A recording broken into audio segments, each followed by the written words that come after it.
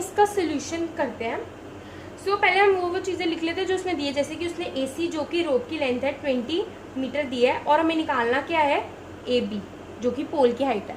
सो हम स्टार्ट करते हैं। इन ट्राइंगल ABC, तो A, अब आप देखो मैं इसको ऐसे लिखती हूँ कि AB, मुझे AB निकालना है और AC दिया है, तो मैं इन्हीं दो चीज़ों का यूज़ करूँगी, AB अपॉन AC।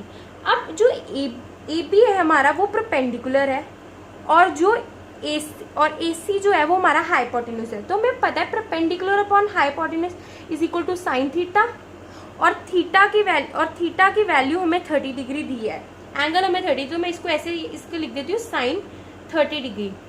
अब AB मुझे नहीं पता, तो एज इट इज AC की वैल्यू 20 मीटर और साइन 30 की वैल्यू होती है 1/2। ये आप टेबल से याद कर सकते हैं जो आपकी बुक में भी दिया गया है।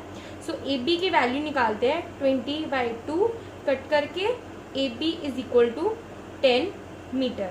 और सो अब AB हमारा था क्या,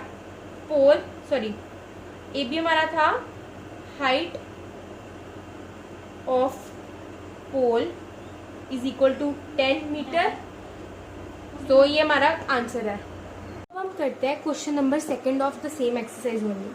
सो क्वेश्चन नंबर 2 की स्टेटमेंट है, a tree breaks due to storm and the broken part of bends so that the top of tree touches the ground, making an angle of 30 degree. The distance between the foot of tree to the point where the top touches the ground is 8 meter. Find the height of the tree. तो इस सम के पहले तो सबसे पहले हम diagram बनाते हैं। उसने बोला है कि एक ट्री था वो स्टॉर्म आया और वो 2 पार्ट्स में वो टूट गया, वो उसकी स्टेम जो थी वो ब्रेक हो गई। अब जो उसने कहा जितना हिस्सा उसका ब्रेक हो गया वो हिस्सा इस सेंस में बेंड हो गया कि उसका जो टॉप है, ट्री का टॉप है, वो ग्राउंड को टच करे। मतलब यहाँ वो ऐसे गिरा और यहाँ से, ये दोबारा सीट से डायग्राम बना देते हैं कि ये ट्री है, उसका ये इतना हिस्सा स्टॉर्म की वजह से टूट गया, तो बाकी का जो इतना हिस्सा है वो इस वजह से नीचे आ गया, इस तरह के नीचे आ गया कि जो ट्री का टॉप था वो ग्राउंड को टच करता है ऐसे। और अब ये तो हिस्सा टूट चुका है, तो अब इसको हम डॉटेड लाइंस में ले लेते हैं, ठीक है। और अब उसने आगे कहा है the distance between the foot of the tree, मतलब ये ट्री का फुट है, इसके बीच में to the point where the top touches the ground, where the top of tree, ये टॉप ऑफ ट्री है जहां टच कर रहा है, उसके बीच का डिस्टेंस 8 मीटर है। मतलब ये डिस्टेंस जो है वो ये 8 मीटर है। तो उसने हमें पूछा क्या है, find the height of the tree. उसने हमें पूछा है, उसने सिर्फ इतना पार्ट ऑफ ट्री की नहीं पूछी, सारे पार्ट की ट्री पूछी। अब जो ट्री होगा, जो ट्री की हाइट होगी वो इतना प्लस इतना होगा, है ना, इतने एरिया को प्लस करके इतना एरिया होगा उसकी हाइट। तो बट जो ये वाला पार्ट था वो तो बेंड हो चुका है, तो मतलब कि जो ट्री की हाइट होगी, अब इसको पहले मार्किंग दे देती हूँ ABC, जो ट्री की हाइट होगी वो होगी AB प्लस BC, क्योंकि ये पार्ट तो इधर आ गया। तो हमें अब इस पे चाहिए क्या, एक हमें AB चाहिए और एक AC चाहिए ट्री की हाइट निकालने के लिए। और हमें उन्होंने एंगल दिया है, उसने हमें 30 डिग्री का एंगल दिया है कि वो 30 डिग्री का एंगल बनाते हैं। तो अब हम इसका सोल्यूशन स्टार्ट करते हैं। सोल्यूशन में सबसे पहले जो उसने हमें दिया वो लिख लेते हैं, और जो चाहिए वो भी देख लेते हैं। BC 8 मीटर दिया है और हमें निकालना क्या है, AB एंड AC, ये 2 चीजें हमें निकालनी है क्योंकि उसी से हमारी ट्री की लेंथ आएगी। तो हम स्टार्ट करते हैं। इन ट्राइंगल ABC, अब सबसे पहले मैं AB फाइंड आउट करने लगी हूँ। तो हमने जैसे फर्स्ट सम में किया था, अब जो चीज हमें चाहिए उसको मैंने ऊपर रख लिया और जो मेरे पास है BC वो मैंने नीचे रख लिया। अब ये क्या है, परपेंडिकुलर अपॉन बेस, ये परपेंडिकुलर है और ये बेस है। परपेंडिकुलर अपॉन बेस हमारा क्या होता है, परपेंडिकुलर tan होता है, तो हम लिख देंगे tan 30 डिग्री।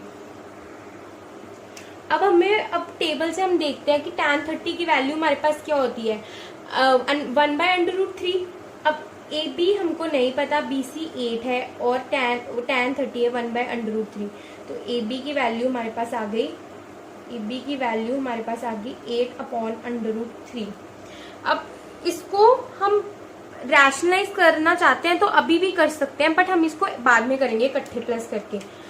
अब हम सेकंड, अब हमारे पास हमें एक ए बी चाहिए था, ए बी हमारे पास आ गया, अब हमें ए सी निकालना है। तो भाई क्या चाहिए, अब ए सी निकालने के लिए अब मैं अब ले लेती हूँ बेस अपॉन हाइपोटेन्यूज, क्योंकि मैं ले लेती हूँ, फिर से लिख लेते हैं in triangle A B C upon A C is equal to, क्योंकि ये है ना बी सी बेस है और ये हाइपोटेन्यूज, तो ये cos 30 होता है, cos 30। तो बी सी मेरे पास कितना है 8 और ए सी मुझे नहीं पता, cos 30 होता है। cos 30 की वैल्यू हम √3/2।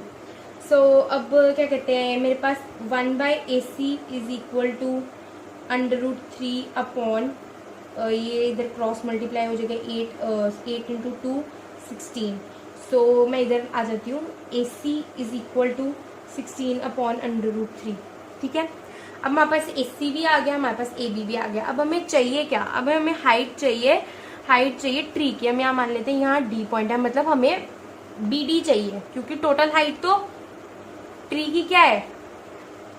सो total height of tree is equal to AB plus AC, और मैंने इसको टोटल हाइट क्या मानी थी, BD is equal to AB plus AC।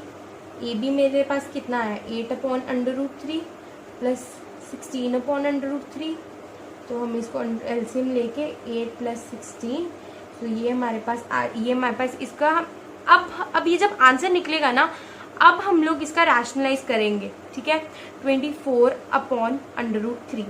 तो अब इसका रैशनलाइज करते हैं 24। अब रैशनलाइज पता ना, डिनोमिनेटर को मल्टीप्लाई और डिवाइड करना है। सो 24/√3 तो ये आ गया, कटिंग इस दोनों की कटिंग कर ली। So 8/√3 metre is the height of tree. So ये हमारा आंसर था और ये हमारा क्वेश्चन नंबर 2 था। So guys, thank you for watching. So अगर